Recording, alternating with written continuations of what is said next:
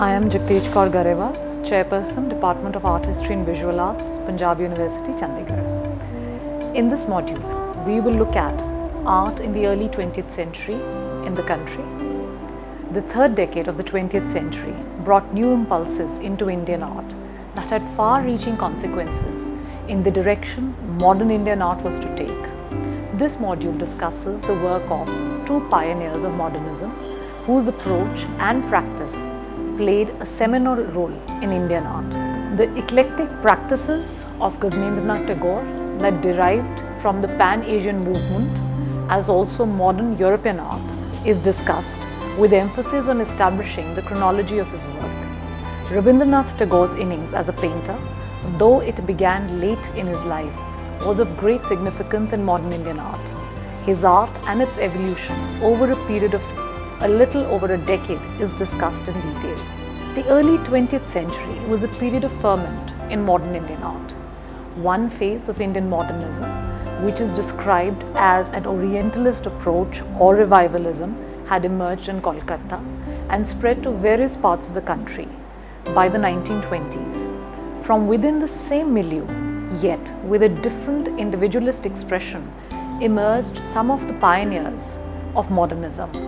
One being Gaganendranath Tagore, the older brother of Rabindranath Tagore.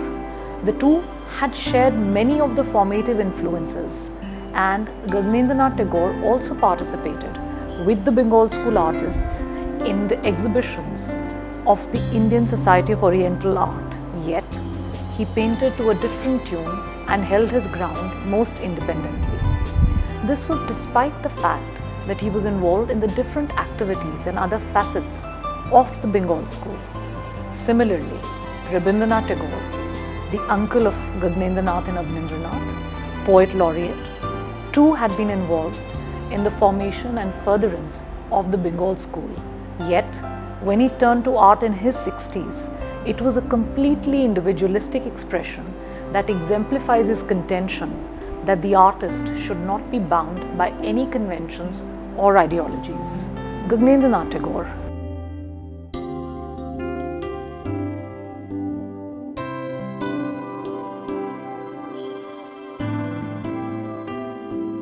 Learnt painting from Hari Narayan Bose while still at school, but was essentially self-taught as he did not undergo rigorous formal training in an art school. Thus, the earliest technique he employed was watercolors. Ratan Parimu identifies and dates the earliest examples of his work to about circa 1907, when he painted landscapes of Puri in brush and thin color on postcards to send to his daughter. Another early influence on him is identified as his uncle, Jyotirindranath, who had trained at the art school, and Gaganendranath imitated his drawing style. In fact, Gaganendranath took to painting seriously only in his late 30s, and his work with its variations and phases highlights an eclecticism. We'll initially discuss the influence of Japanese brush and ink painting. An important influence in his evolution as an artist was his introduction to Japanese brush and ink painting. Around the end of 1902 and beginning of 1903, two Japanese painters, Taikan and Hishida, arrived in Kolkata as the follow-up to the interaction of Okakura with the Tagores and the growing influence of the Pan-Asian movement. Gaganendranath was greatly influenced by the brush painting in Chinese ink that resulted in Japanese effect in works that show fluent strokes and rich, dark tones of fluid ink. Works depicting rooftops, rain-drenched crows and landscapes, and also his works for Rabindranath Tagore's autobiography, Jeevan Smriti, show this influence clearly. Paintings such as Crow,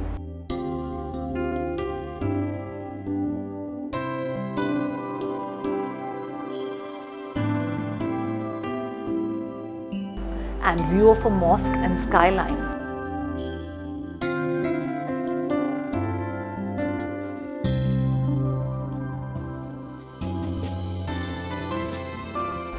show the fluid brushstrokes with the contrast of black and white conveying depth and atmosphere. His understanding of the Japanese brush and ink painting can be gauged from the different brush strokes revealed in his work, such as bokushoku, the rice dot and the nail head, and rat tail line. Ratan Parimu also makes the significant point that the conceptual range of this art also interested Gaganendranath, as visible in certain landscapes by him, in which the oriental vastness and infiniteness of space is evoked.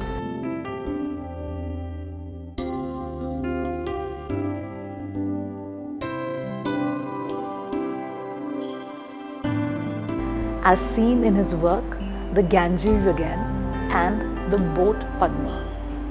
His alignment with Japanese aesthetics is also revealed by the fact that, like in the work of Japanese painters, he too based his landscapes on the same scheme of heaven, man, earth, and by incorporating water as the sea or rain or waterfall in his paintings.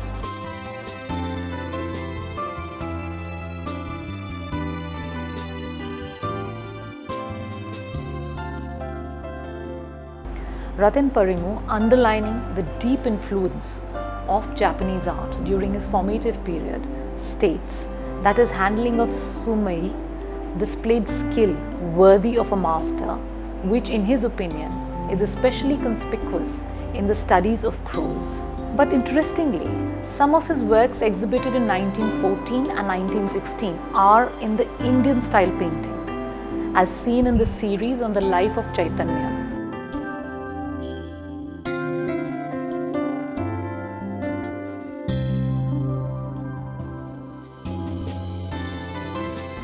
Thus, in the same period, his work shows a certain contrasting diversity of styles.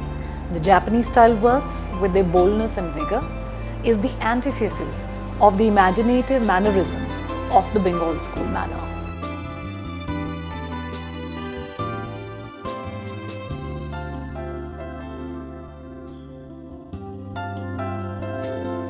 Now we look at his satirical caricatures done between 1915 and 1921.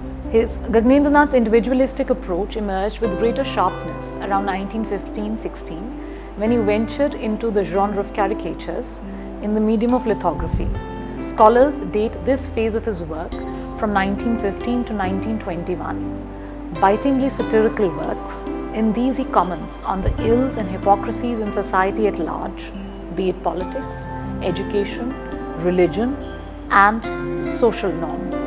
Done in a limited color palette of black, white and grey, along with a yellow ochre or dull green or red, the works at times include text in 2 or 3 lines that is both title and satirical comment.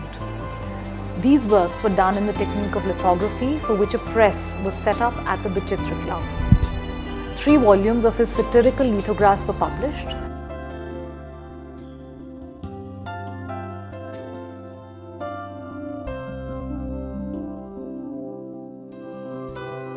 The Realm of the Absurd, 1970, Strange Thunderbolts or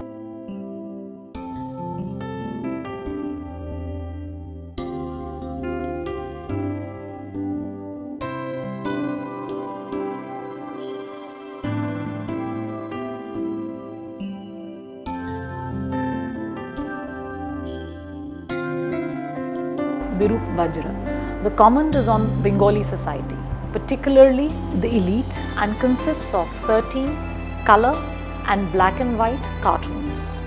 One such work, Auto Spichala, or an automatic speech-making machine. The Realm of the Absurd or Adbhut Lok is a comment on human absurdities and weakness. Pyare Miyan.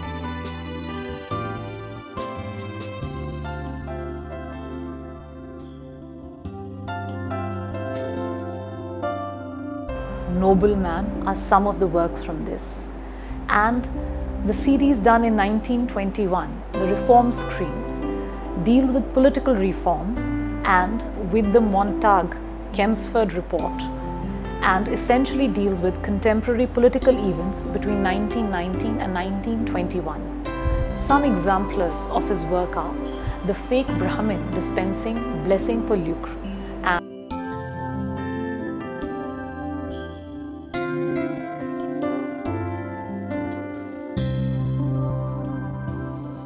and a wrong combination, dance of the emancipated Bengali lady.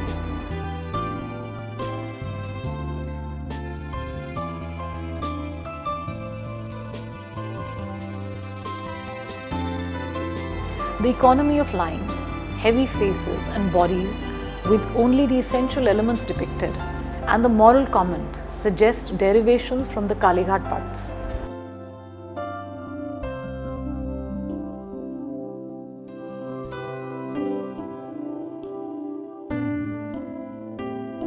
Considering the pictorial treatment of the cartoon and what the artist is aiming at, Amit Mukhopadhyay states that his cartoons are narrative cartoons and that Gaganendranath sets his cartoons in the style of a painting. Now we look at his interpretation of Cubism in his landscape paintings and also the caricatures. Gaganendranath Tagore's concern is with representing the visual impressions of the reality around him. But over time, a shift becomes visible in his work towards memory,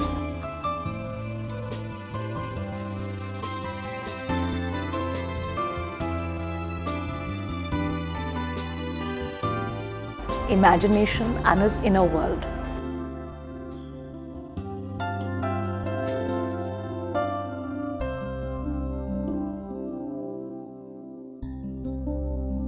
According to Ratan Parimu, this romanticism becomes more pronounced in the late phase. Parthamitra relates this change in Gaganendranath's approach to the year 1915 that marks his quiet withdrawal from his brother's nationalist preoccupations, marking his journey into a poetic fairy tale world.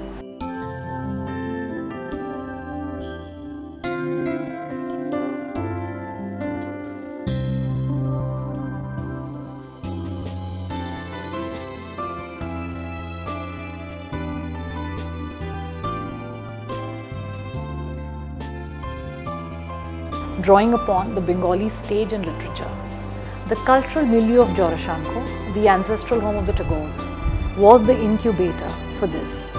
Both Parimu and Mitra attribute the staging of plays by Rabindranath Tagore there, for which Gaganendranath designed the sets for his preoccupation with imaginary interiors, artificial lights, light creating criss-cross patterns and shadows.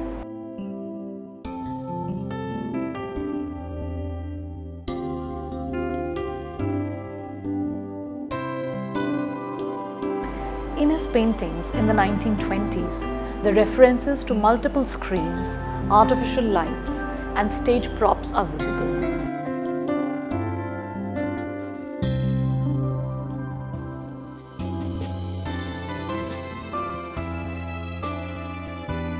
Mitra also relates the mysterious long corridors, illuminated windows, half-open doors, staircases, and vaults in his work to Piranesi's Karkeri prints. This is seen in his experiments with Cubism, which date to at least 1922 and continue up to 1929, as evidenced by Stella Kramrisch's evaluation of his works published in that year.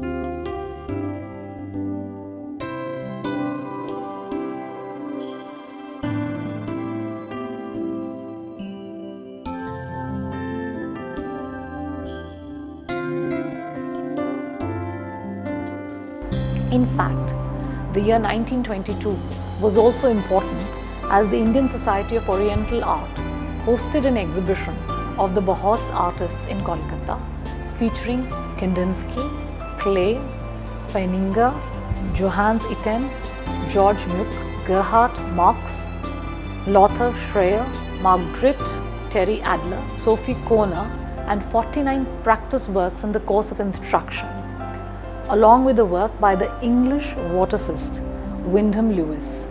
Gaganendranath's works were also exhibited alongside.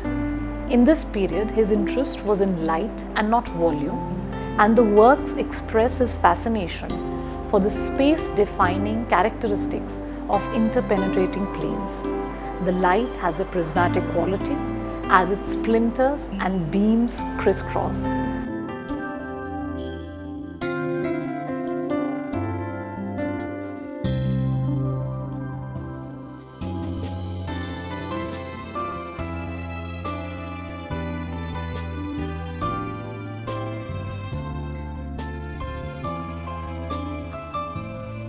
He is known to have looked for devices to intensify color patterns, such as holding up a crystal against light to capture the colors that appear on the paper below. These modernist experiments have been described as visible music and pulsating light, with the most typical works of this phase said to be from the mid-1920s. The two versions of Destruction of Dwarka, Swarnapuri,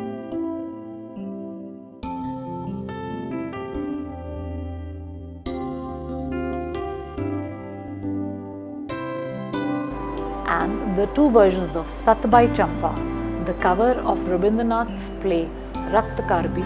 The works of this phase depict mysterious interiors, veiled women, visionary landscapes that all are enveloped in a prismatic luminosity of light and color.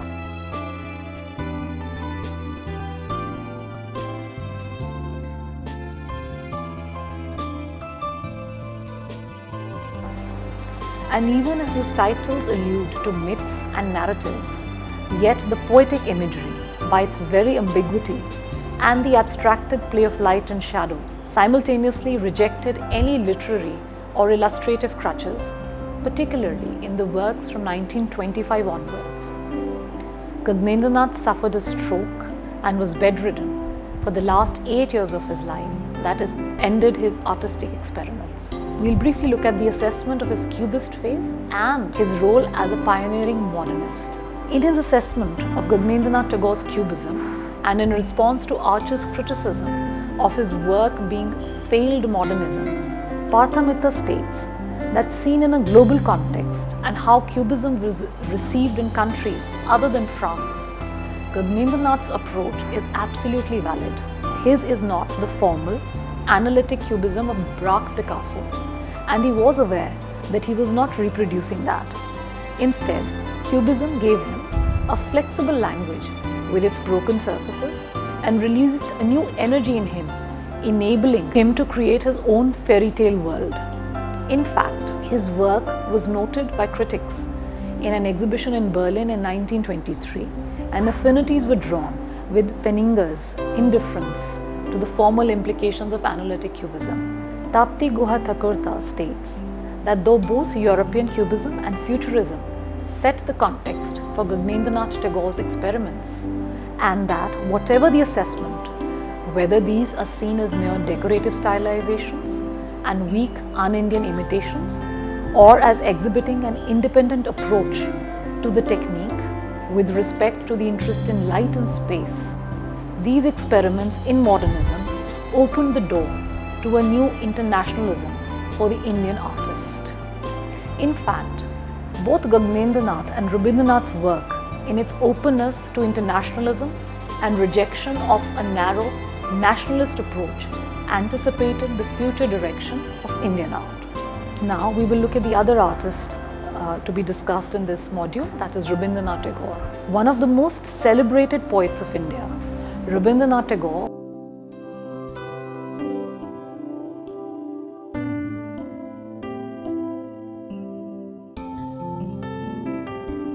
was born on 7th May 1861 in the Jorashankar mansion at Kolkata. He was the youngest child of Rabindranath Tagore and Sarada Devi and had 12 siblings.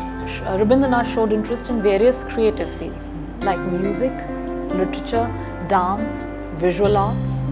In 1913, he won the Nobel Prize for Gitanjali, and with that he became a known figure in Europe as well. He was probably the greatest Indian thinker of his times. Being a true Renaissance man, Tagore wrote on various subjects, including liberalization of women in our society, and interaction among different cultures for the cultivation of knowledge and benefit of this interaction for both societies. He believed that such interaction between the East and the West can help in development of music, art and science, among other things. His philosophy, on which he based his thoughts, presented a bigger scheme that would benefit society as a whole.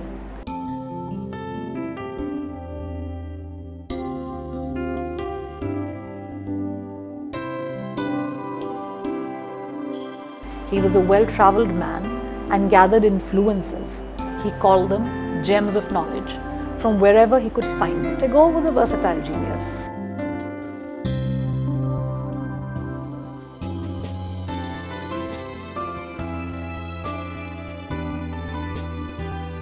He was a master in literature and music forms. His own writings overflow with love of life and a wonder and joy in nature. His philosophy is rich with spiritual values and a profound faith and understanding of man. Even before he started painting, he had many times presented his thoughts on the subject. This could be a result of his association with the artists in Bengal. His writings on art started early in the 20th century when he started taking interest in the art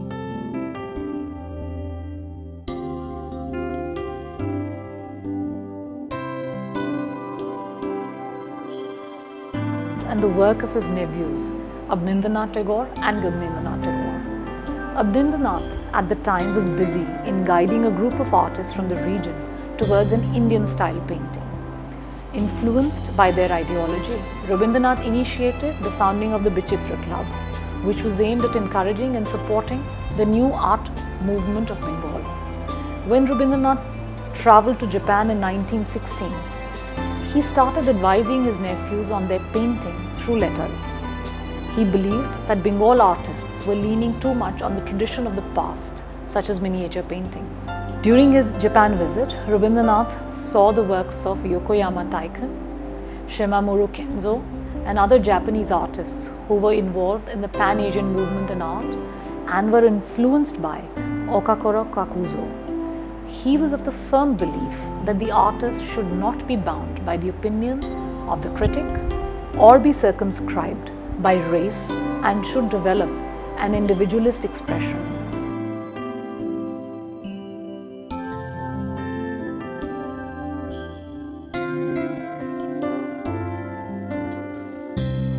In Tagore's What is Art? We can see his concern for personal expression of the artist in his work, which may not be bound by definitions. In this light, we will look at Rabindranath Tagore, the painter.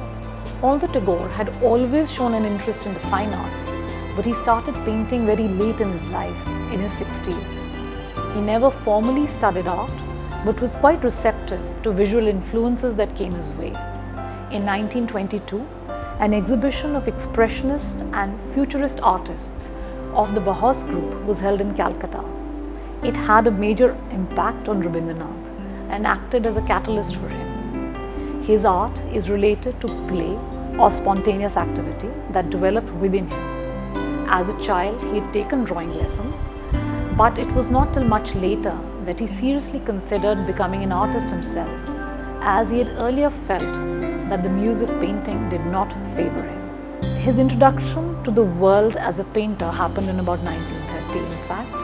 On encouragement of his friend Victoria Ocampo, Tagore let out his creativity in the visual medium and later also put up an exhibition of his works. In a single year, exhibitions of his early artworks were held in Paris, Birmingham, London, Berlin, Munich, Dresden, Copenhagen, Geneva, Moscow, Boston and New York. Finally, in May 1931, it reached Philadelphia. The exhibition at Paris in 1930 had an introductory note by A.K. Kumaraswamy. In this, the author called the paintings examples of modern primitive art, childlike and playful vision. Kumaraswamy could not separate the artist from the poet and believed that these artworks were just an extension of Rabindranath's literary works and should not be taken as serious art, as Tagore did not follow the discipline of years of hard work that an artist has to go through. This shows that critics who value tradition in Indian art were unable to see and feel the depth of Tagore's drawings. However, this did not discourage him, and he created more than 2,000 drawings and paintings in a span of about 12 years. Doodles, erasures and paintings is what we are going to study. The beginning of Rabindranath's paintings is traced to the doodling and scratchings in his manuscripts.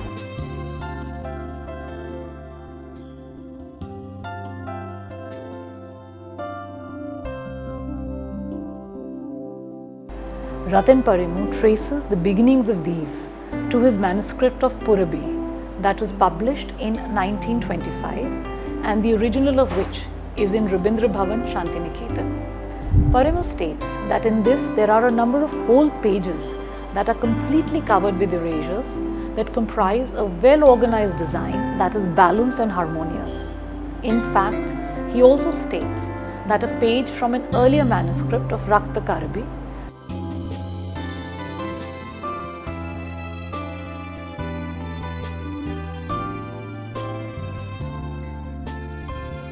dated to 1923 also shows such forms. According to Parimu, the pages of Purabi contain a compendium of his forms and beasts, human, bird, snake creatures. Thus, according to him, serious painting activity by Tagore can be predated to 1924 at least.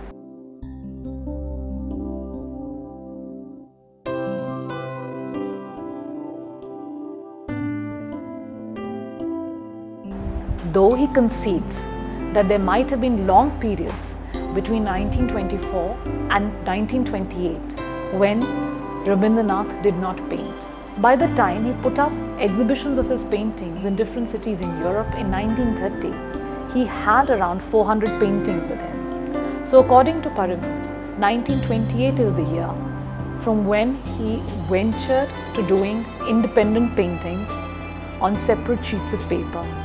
On the basis of this, he places the first phase of Tagore's work from 1924 to 30, dividing his paintings in this duration into manuscript doodles and those independent of the written page.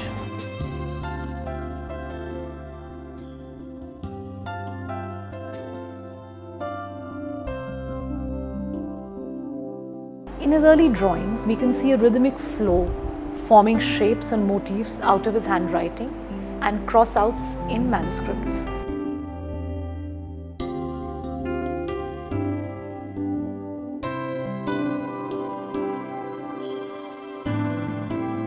These drawings were done on paper with ink and essentially are doodles and deletions he made while writing verses. He had a naturally beautiful, rhythmic and clear handwriting. While writing, he would often cross out unnecessary lines or words, and gradually he started to join these in abstract patterns. These figurations didn't represent anything, but they came to have a rhythm, animation, texture and other qualities of art. He started adding little details such as eyes, beaks and tails, which related them to life. In his art, there is predilection for line.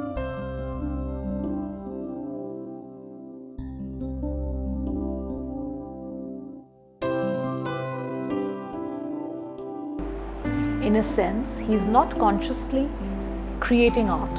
In his own writings on art, Tagore talks about the principle of rhythm as being that which gave his work significance. He also opposes the need for representation.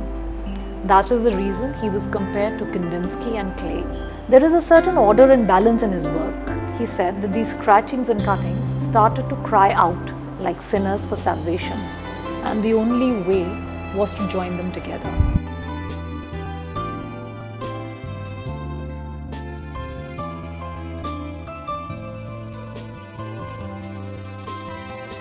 Gradually, textural quality also became visible in his paintings.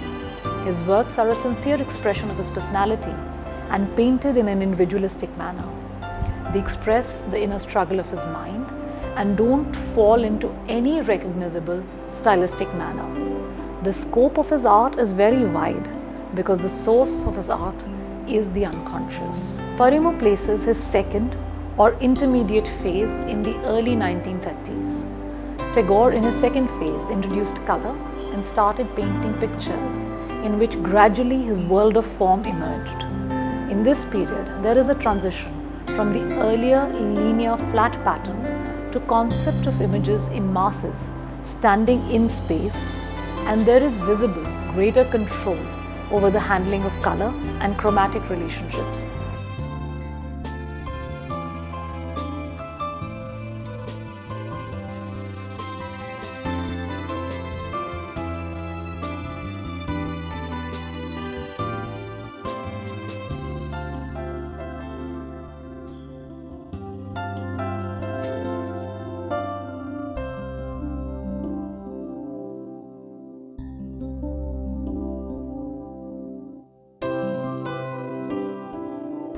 He repeatedly made forms of women in a hooded, sheathed sari.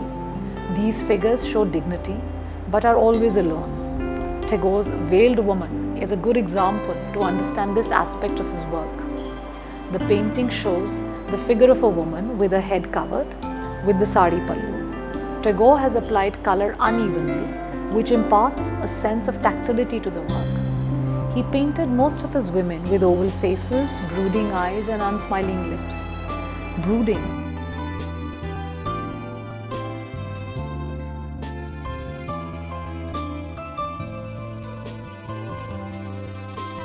is another work in which a woman is painted with the head down as if in remorse. The women do express a personality and convey either shyness, modesty and melancholy. His depictions of women hardly have any erotic overtones.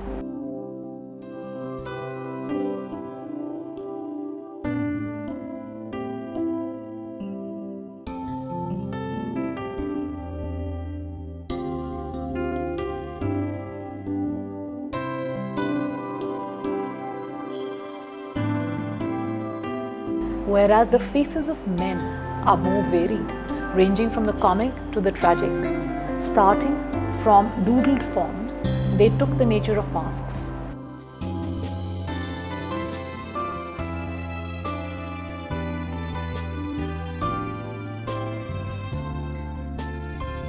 His individual heads show great variation of expressions and distortions. These are in the nature of grotesque masks, like in face.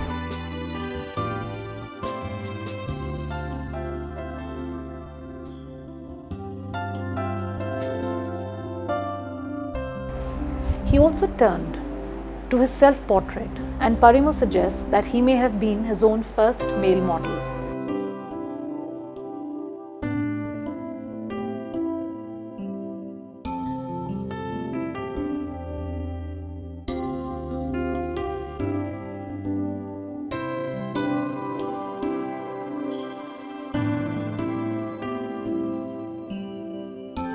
The face as a mask is termed as one of his most obsessive images by Vidya-mitra, who states that what took Tagore's work from the decorative to a more radical modernist plane was his discovery of Native American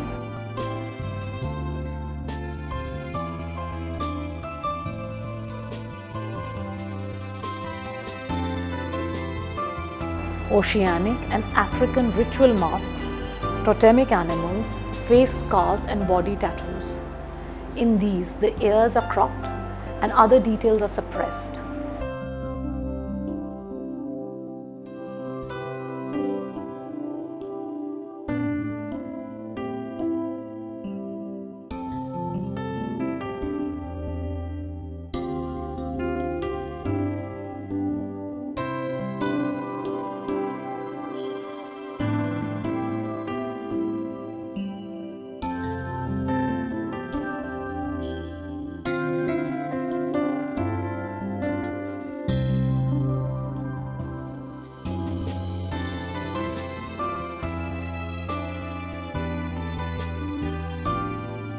Meanwhile, other elements that continue to be seen in his works are pure patterns, strange shapes, fantastic animals and birds.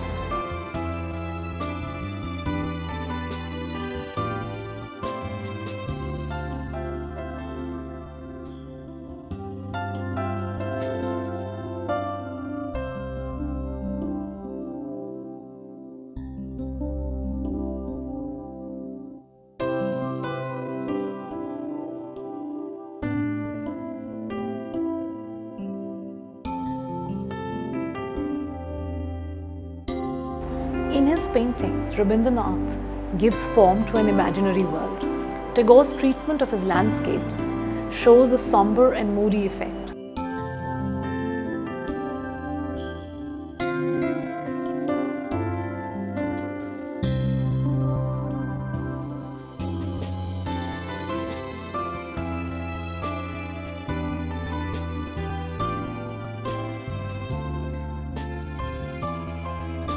By this time, apart from the pen, he had started using color in his works.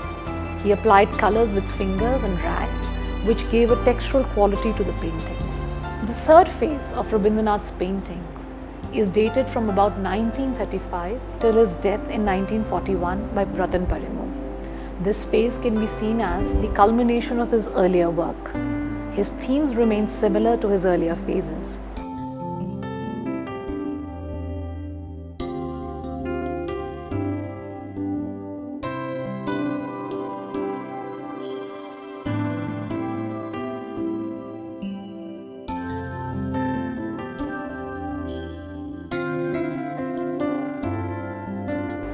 Much later in his painting, Tagore had started using a brush for applying color.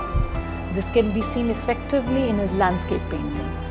Very frequently in these works, the foreground is dark and sky is lit, imparting a glow from within to the landscape.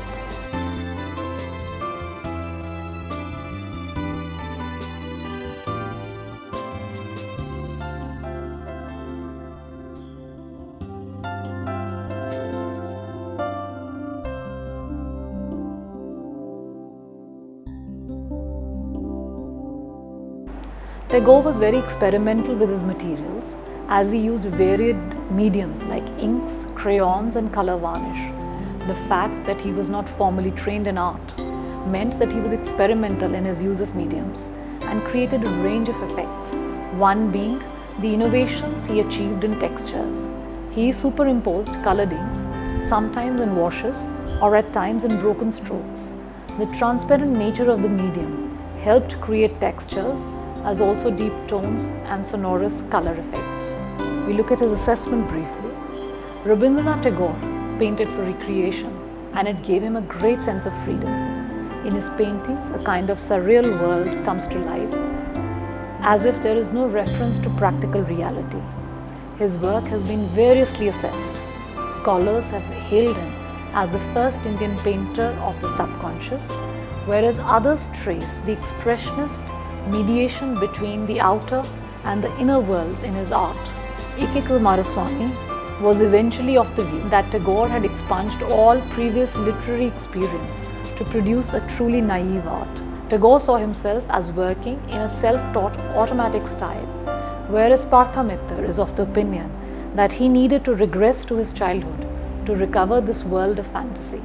Vidya-mitra states that Rabindranath Tagore himself emphasized two elements: unpredictability and dream imagery. Tapati Guha Thakurta encapsulates the importance of his art well by stating, modern art was seen to have arrived in India with Gaganendranath Tagore and Rabindranath Tagore.